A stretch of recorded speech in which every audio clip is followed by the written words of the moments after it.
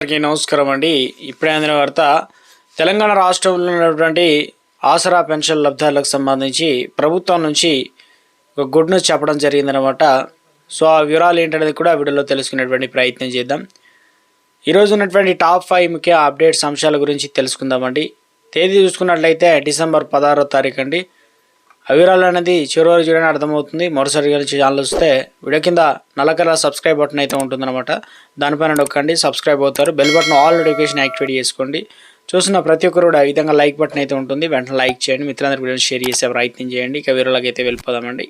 మొట్టమొదటి అప్డేట్ వచ్చేసి, ఇక రాష్ట్రంలో తుది విడత అంటే 3వ ఫేజ్ అనేది పంచాయతీ ఎన్నికల ప్రచారం ముగిసింది. కాబట్టి ఇప్పటికే 394 పంచాయతీలు, అదేవిధంగా 7,900 వార్డులు ఏకగ్రీవం అయ్యాయన్నమాట. ఎల్లుండి డిసెంబర్ 17 తారీఖున మనకు రేపు ఎల్లుండి ముఖ్యంగా రేపు 182 మండలాల్లో మిగిలిన 3,752 పంచాయతీల్లో, అదేవిధంగా 28,406 వార్డులకు పోలింగ్ జరగనుంది. అదే రోజు ఫలితాలు అయితే వెలువడున్నాయన్నమాట.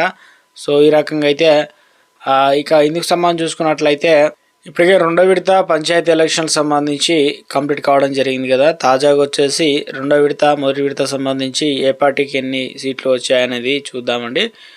ఇక కాంగ్రెస్ పార్టీకి సంబంధించి మొదటి విడతలో 2,425, అదే మొదటి విడతలో వచ్చేసి బీఆర్ఎస్కు 1,168, బీజేపీకి 189, ఇతరులు 401 గెలుచుకున్నారు. ఇక 2వ విడత 14వ తారీఖు అయితే జరగడం అయితే జరిగింది కదా. అందులో కాంగ్రెస్ సంబంధించి 2,240 సర్పంచ్ అభ్యర్థులు గెలుపొందారనమాట. బీఆర్ఎస్ 1,186, బీజేపీ 268, ఇతరులు 624 అనేది గెలవడం అయితే జరిగిందనమాట. కొన్ని చోట్ల ఒక్కోటితో, కొన్ని చోట్ల టాస్తో అయితే గెలిచే ప్రయత్నం అయితే జరిగిందనమాట. గ్రామ సర్పంచ్ సంబంధించి ఈ నెల 20వ తారీఖున ప్రమాణ స్వీకారం గెజిట్ నోటిఫికేషన్ జారీ చేసిన పిఆర్ఆర్డి డైరెక్టర్ అయితే జారీ చేయడం అయితే జరిగింది. ఎందుకంటే ఈ నెల 17 నాటికి ఎన్నికల ప్రక్రియ పూర్తవుతుందని చెప్పేసి. ఇక తెలంగాణ పంచాయతీరాజ్ చట్టం ప్రకారం 2018 ప్రకారం ఎన్నికైన పాలకవర్గం బాధ్యతలు స్వీకరించడానికి 20వ తేదీని ఖరారు అయితే చేసినట్లు ఒక అప్డేట్ అయితే రావడం జరిగిందనమాట. సో ఇక మరొక అప్డేట్ చూసుకున్నట్లయితే ఉప సర్పంచ్లకు చెక్ పవర్ అనమాట. రాష్ట్రంలో పంచాయతీ ఎన్నికలకు మరో 2 రోజులు అయితే సమయం అయితే ఉంది. కాబట్టి అంటే ఎల్లుండి ముఖ్యంగా ఇదే ఈ నెల 20 కొత్తగా ఎన్నికల గ్రామ సర్పంచ్, ఉప సర్పంచ్, వార్డు సభ్యులతో ప్రమాణ స్వీకారం కార్యక్రమాన్ని ఏర్పాటు చేస్తారు. అదే రోజు నుంచి గ్రామ పంచాయతీలకు కొత్త పాలకవర్గ పదవీకాలం అయితే ప్రారంభమవుతుంది. ఉప సర్పంచ్లకు చెక్ పవర్ ఉండడంతో ప్రాధాన్యత ఎక్కువగా ఏర్పడిందనమాట. అయితే అధికార వర్గాలు మాత్రం ఉప సర్పంచ్లకు చెక్ పవర్ విషయంలో స్పష్టత ఇంకా ఇవ్వలేదన్నమాట. ఉందా లేదని దానిపైన చట్ట సవరణకు సంబంధించి కాంగ్రెస్ ప్రభుత్వం యూజ్ చేసింది. రాష్ట్ర వ్యాప్తంగా 12,752 పంచాయతీలు అయితే ఉన్నాయన్నమాట. సర్పంచ్ పదవులతో పాటు ఉప సర్పంచ్ పదవులు కూడా హోరాహోరీ పోటీ అయితే జరుగుతున్నాయి. రాజకీయ కారణంతో కొన్ని గ్రామాల్లో అయిపోయి ఉప సర్పంచ్ ఎన్నికలు కూడా వాయిదా పడ్డాయన్నమాట. ఉప సర్పంచ్ ఏదైతే చెక్ పవర్ ఉండడంతోనే ఈ పదవికి ప్రాధాన్యత ఏర్పడింది. మొదట కేవలం గ్రామ సర్పంచ్కు మాత్రమే చెక్ పవర్ ఉండేది. తర్వాత ఉమ్మడి రాష్ట్రంలో 2013 ఆగస్టు 19 జారీ చేసిన జీవోల ఆధారంగా చెక్ పవర్ అయితే ఇవ్వడం అయితే జరిగింది. తర్వాత తెలంగాణ రాష్ట్రంలో సమకూరిన తర్వాత 2018 నూతన పంచాయతీ చట్టంలో బీఆర్ఎస్ ప్రభుత్వం తీసుకొచ్చిందనమాట. సో ఇవన్నీ కూడా ఉప సర్పంచ్ చెక్ పవర్ కల్పించడంపై గ్రామ సర్పంచుల సంఘం పలుమార్లు ఆందోళన కూడా వ్యక్తం చేసినట్టు తెలిసింది. సో మొత్తం మీద చెక్ పవర్ సంబంధించి ఏంటి అనేది అప్డేట్ అయితే ఇచ్చే ప్రయత్నం అయితే చేశారండి. ఇక్కడ తెలంగాణ రాష్ట్రంలో ఆసరా పెన్షన్లకు సంబంధించి ప్రభుత్వం ముహూర్తం ఖరారు చేసినట్టు లేటెస్ట్గా నోటిఫికేషన్ అయితే ఇచ్చారనమాట. తాజాగా అప్డేట్. సో ముఖ్యంగా చూసుకున్నట్లయితే తెలంగాణ ప్రభుత్వం మరో కీలక హామీకి అమలుకు సిద్ధమైనట్టు తెలుస్తుంది. ఇందుకోసమే ఇక పూర్తి వివరాలు కూడా సేకరిస్తుందన్నమాట.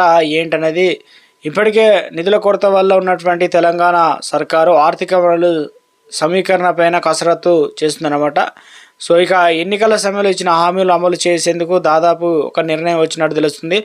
ఎందుకంటే ప్రభుత్వం తెలంగాణ రాష్ట్ర వ్యాప్తంగా వచ్చే ఎన్నికల్లో తామే గెలుస్తామని, తాను సీఎం కూడా అవుతానని చెప్తున్న ముఖ్యమంత్రి రేవంత్ రెడ్డి ఆ దిశగా అడుగులు వేస్తున్నట్లు ఇందుకు సంబంధించి వేగవంతంగా డిసైడ్ అయ్యారన్నట.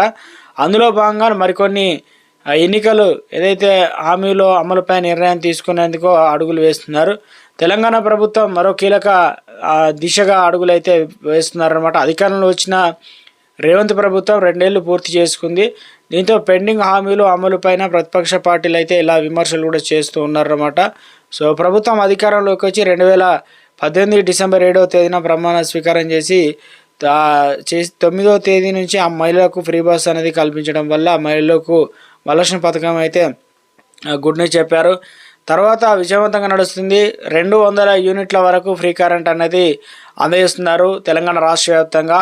రైతులకు మేలు చేయాలనే ఉద్దేశంతో ఇటీవల రైతు భరోసా కొత్త విధానం కొత్త మార్పులతో ఎకరానికి 6,000 రూపాయల చొప్పున ఎన్ని ఎకరాలు ఉంటే అన్ని ఎకరాలు అయితే రిలీజ్ చేశారు. తర్వాత 2 లక్షల వరకు రుణమాఫీ 20,000 కోట్లు ఇలా జమ చేయడం జరిగింది. మహాలక్ష్మి పథకం కింద 500 రూపాయలకు వంట గ్యాస్ సిలిండర్ అనేది అందజేస్తున్నారు. వెనుకబడిన తరగతులకు చెందిన మహిళలకు నెలకు 2,000 రూపాయలు అనేది ఇంకా జమ కాలేదన్నమాట. 2,500 వరకు. తెలంగాణ రాష్ట్రంలో ప్రతి నియోజకవర్గానికి 3,500 ఇండ్లు అనేది కేటాయిస్తామని ప్రభుత్వం చెప్పడంతో ఇక ఇప్పుడు సంబంధించి చూసుకున్నట్లయితే L1 L2 ఏదైతే కేటగిరీలో ఉన్నారో ఇందిరా మహిళలకు సంబంధించి ప్రారంభ దశలో ఉన్నాయి, కొన్నేమో ఆల్రెడీ కంప్లీట్ దశలో ఉన్నాయి, కొన్నేమో ఇంకా స్టార్టింగ్ స్టేజ్లో అయితే ఉన్నాయన్నమాట.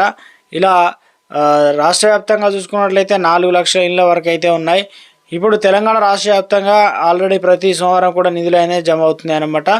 ఇక ఇందుకు సంబంధించి తెలంగాణ రాష్ట్ర వ్యాప్తంగా చూసుకున్నట్లయితే వృద్ధులు వితంతులు ఏదైతే పెన్షన్లకు సంబంధించి రేవంత్ రెడ్డి ప్రభుత్వం గుడ్ న్యూస్ చెప్పే ఆలోచనలో ఉన్నట్టు తెలుస్తుంది. ఇందుకోసం లెక్కలు కూడా సిద్ధం చేస్తున్నారన్నమాట.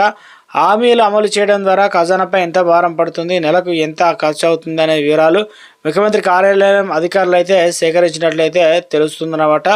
సో ఎందుకంటే తెలంగాణ రాష్ట్ర వ్యాప్తంగా ఇప్పటికే పెన్షన్లకు సంబంధించి చూసుకున్నట్లయితే తాజా లెక్కల ప్రకారం వృద్ధులకు సంబంధించి 12 లక్షల చిల్లర అయితే ఉన్నారు. దివ్యాంగులు వచ్చేసి 5 లక్షల చిల్లర ఉన్నారు.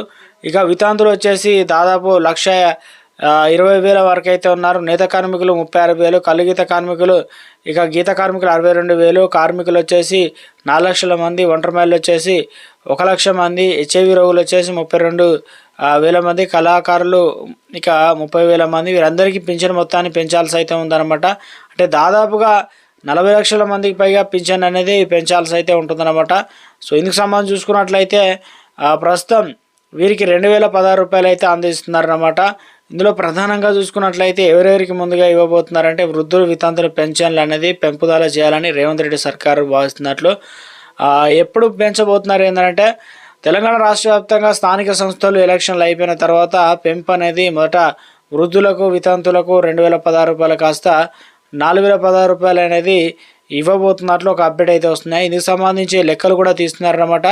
ఇటీవల కాలంలో హామీలు ఏదైతే ఉన్నాయో అమలు దిశగా చర్యలు ప్రభుత్వం వేగవంతం చేస్తుంది. ఎందుకంటే 2వ సంవత్సరం అయిపోయి 3వ సంవత్సరంలోకి వెళ్తున్నారు కాబట్టి తెలంగాణ రాష్ట్ర వ్యాప్తంగా త్వరలోనే జెడ్పీటీసీ ఎంపీటీసీ ఎలక్షన్లు అయితే ఉన్నాయి. ఇవి పార్టీల పరంగా నడుస్తున్నాయి కాబట్టి సో మొత్తం మీద తెలంగాణ రాష్ట్ర వ్యాప్తంగా త్వరలోనే మనకు పెన్షన్ల పెంపు ఉండబోతున్నట్లు ఒక అప్డేట్ అయితే రావడం జరిగిందనమాట.